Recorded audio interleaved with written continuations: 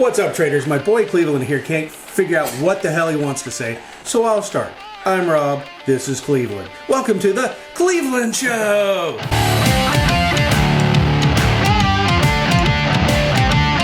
What's going on, traders? Welcome back, guys, to the Top Trader channel. This is a very special segment here. I got my main man, Mr. Rob Loud. All right, Rob Loud, what's up, bro? It's all good. It's all good. All right. Yo, Rob Loud, he's going to be breaking down for you guys a lot when it details market makers. And we're about to be crushing a lot of what retail traders think in regards of how market makers run markets, right? How they potentially are destroying every retail Forex trader and how they're out to destroy, again, the retail trader, which you guys are going to come to see is not so true, right? Rob has a lot of background. I'm gonna let him do his thing, but he has a lot of background in financial markets. He understands at a very high level how markets function and how they work. And I feel like if you guys don't believe me, maybe you'll believe the guy who runs a fund, right? So, Rob, what's up, man? How you doing? Just another day in paradise, my friend. I want to get a little bit more info on, let's just give a little bit of a backstory. If you were to say, this is who I am as Rob Loud, what's that look like? Who's Rob? Rob comes out of the tech and marketing industries. The last 15 years have been a 20 years entrepreneur side. Had some deals that worked, had some that didn't, and then started a small fund with a partner where we've done a lot of deals with public companies and private companies, but done a lot of trading, both in basically in all the size markets, from micro cap on up to the big stuff. Yep. Participating in IPOs and all that type of thing. So we've kind of covered the gambit and learned a lot of lessons the hard way. Right. No, I get it, man. There's a lot of intricacies when it comes to financial markets. Rob sits mostly on the equity side. He doesn't really dabble too much in Forex. That's kind of how we got introed. The firm, they felt like they needed to have that kind of ideation in regards to what's happening from a macro perspective. And then that's what I got in for back in 2016 when I met up with Rob. Again, he's going to give you guys a lot of details as to what it looks like on the side of a professional trader, on the side of what's called the buy side, right? Or is that the sell side? Which one is that? We've done both. Right. So Rob's buy side, Rob's sell side. Buy side participants are basically retail traders. Sell side participants are ones that are selling the order flow to the retail traders.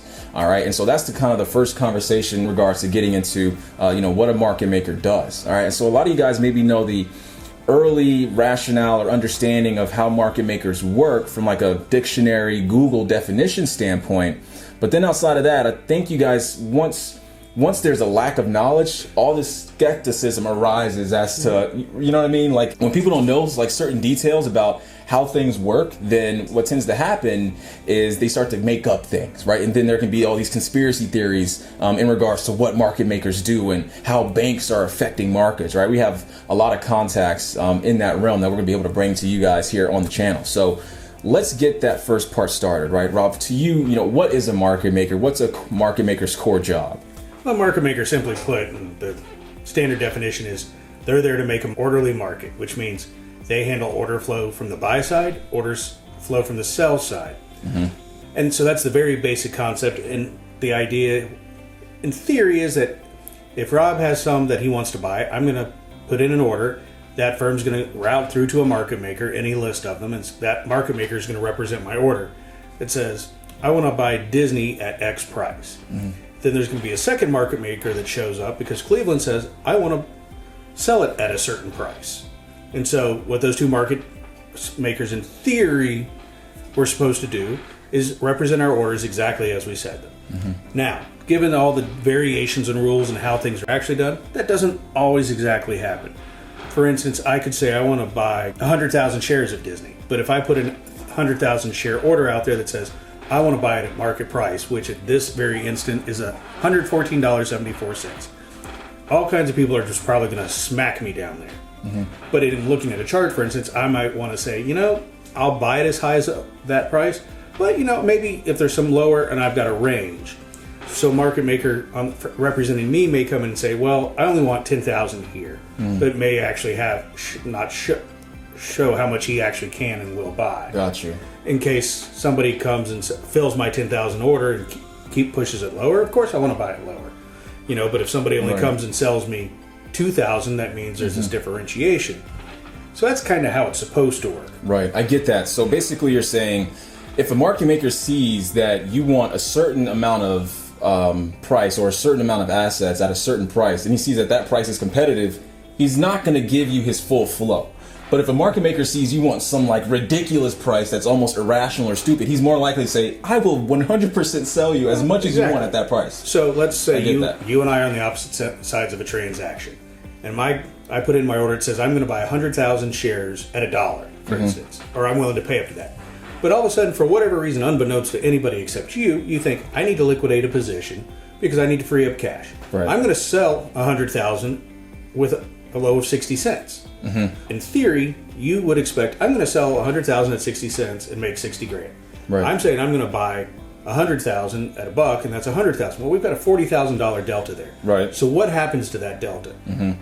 In the perfect system, we get matched up, and I buy at what you're willing to sell at. Right. However, what often occurs, and this is where market makers and banks make money legally. I'm not faulting them. This is what they're there for, is to make it. Is saying, okay, Rob's willing to buy at $1, Cleveland's willing to sell at 60. Why don't we meet in the middle and sell it for 80? And brokers on both ends make a hefty commission because you and I both got exactly what we said we wanted. Right. So they're not at fault. They took advantage of a situation, and I'm all for that. Wow. So they took advantage of an inefficient market. Correct. Your rationalization of where price should be in terms of a competitive pricing on the buy side, to say, hey, I'll buy this for $1, and me saying, hey, I'll sell it for 60 cents, that's just a lack of information on our side. Right. And often what will happen is if, for whatever reason, the broker or market maker representing my side of the transaction knows that there's something that's he has a suspicion, they can use firm capital and say, okay, Rob, we're going to sell you 100,000 right now, and they'll go short at $1. So all of a sudden he holds a 100,000 short position at $1. But knowing that you're coming in there, or sees it before I can, they'll make that trade almost instantaneously, and they'll take that delta. But they created an orderly market. They used firm capital at risk. So that's where it works by the rules. That's assuming there's really that big of a spread. More often in most equities, and probably in your world with Forex, that spread is much lower. Right. And what a market maker's job really is to do is to find that place in the market where the buy sells are consistently moving and you don't have a dry market Gotcha. in that equity or currency. And so that's what they're supposed to do. When you get into some of the micro caps and probably some of the odd currencies, you're going to get those dry spells because there's absolutely nobody wanting to buy and probably too many people wanting to sell or such.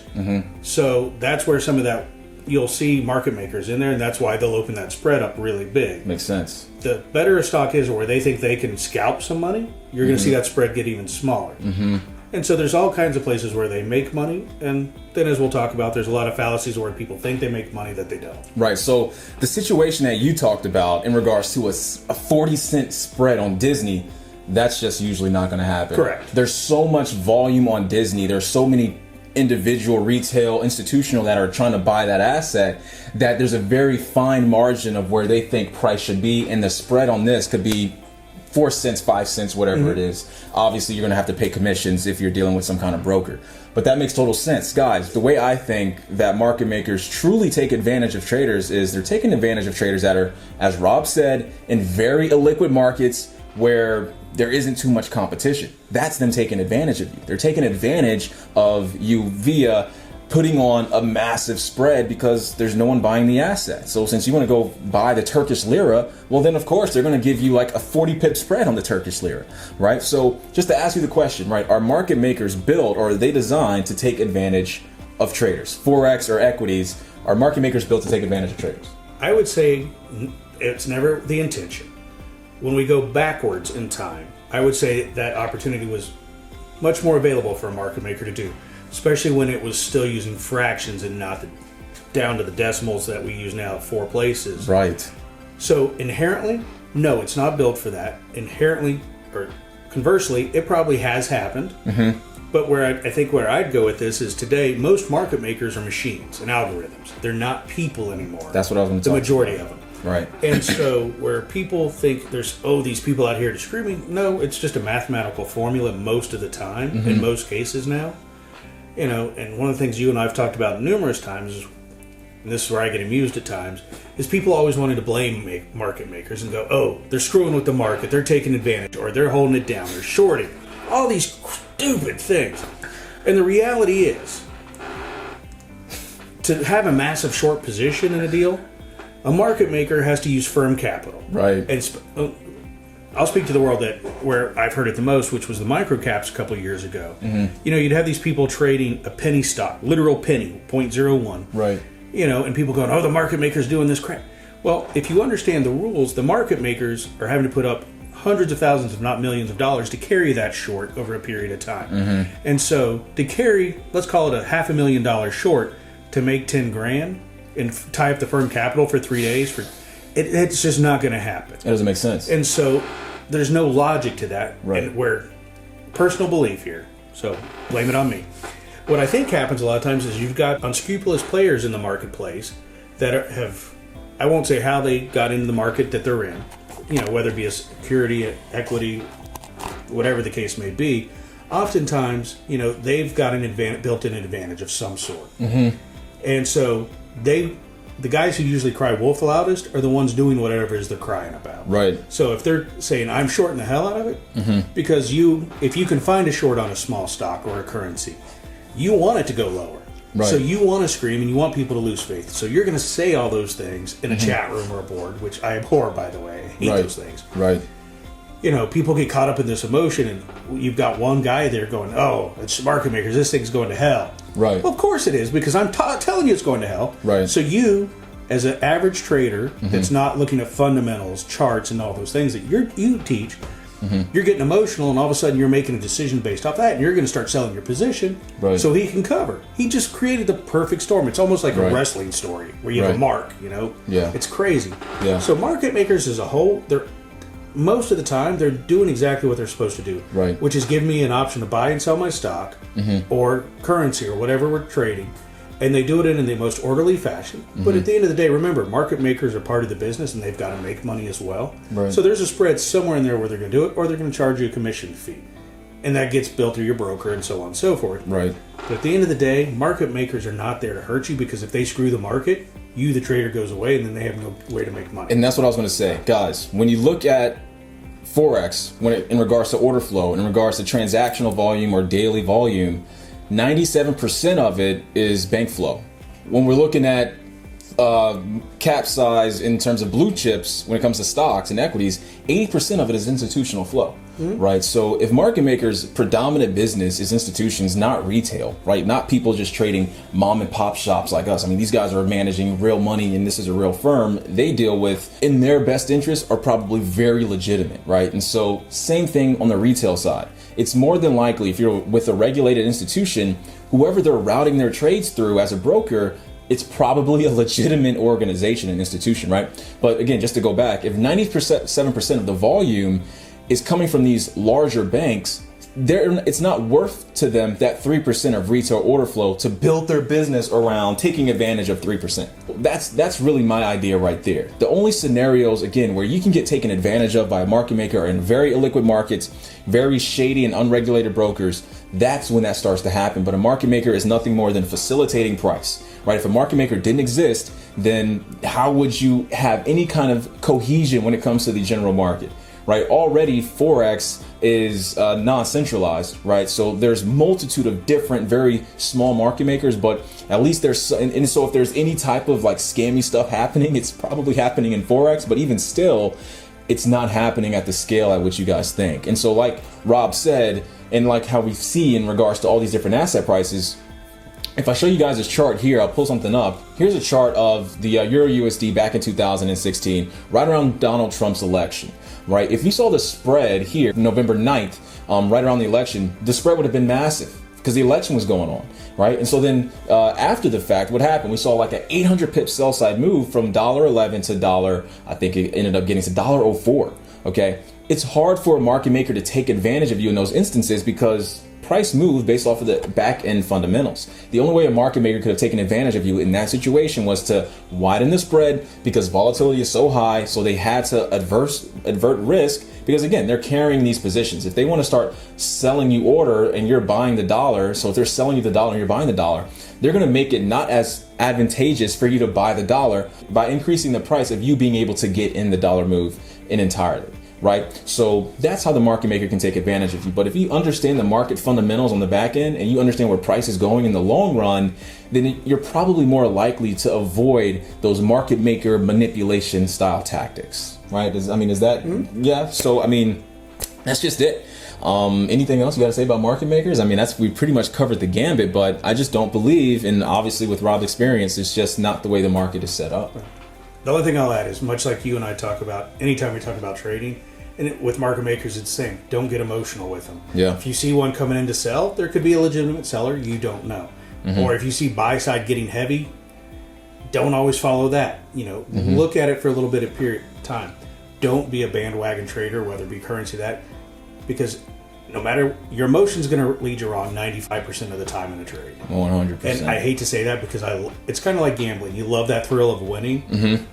But if you make your decision solely based on that, it's just not going to work. There's no way. When you trade because you have the system that works for you, and there's any number of them. Right. I'm not going to promote one here, right? But it's find what works for you and why you trade the way. Don't do it just because I got a hunch, right? Because more often than not, you will get lucky on a hunch every so often. Yeah. But the reality is, when you trade emotionally, and that's what the reason I talk about is I've done it when I've seen market makers getting sell heavy. I shorted because there's a ton coming in. Well, something happened there, and it could have been a legitimate seller. I don't know. Right. I got caught up in emotion, so I got caught in the middle of a bad trade. Right. So no. I agree. Guys, so synopsis, don't freak out. Don't worry about market makers so much.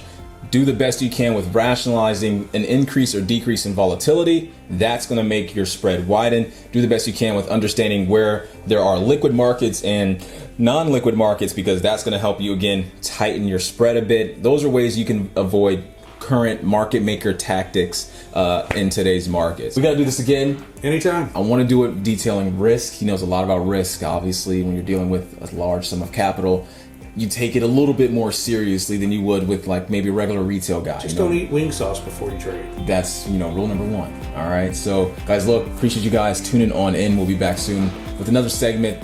Talk to you guys later. Peace.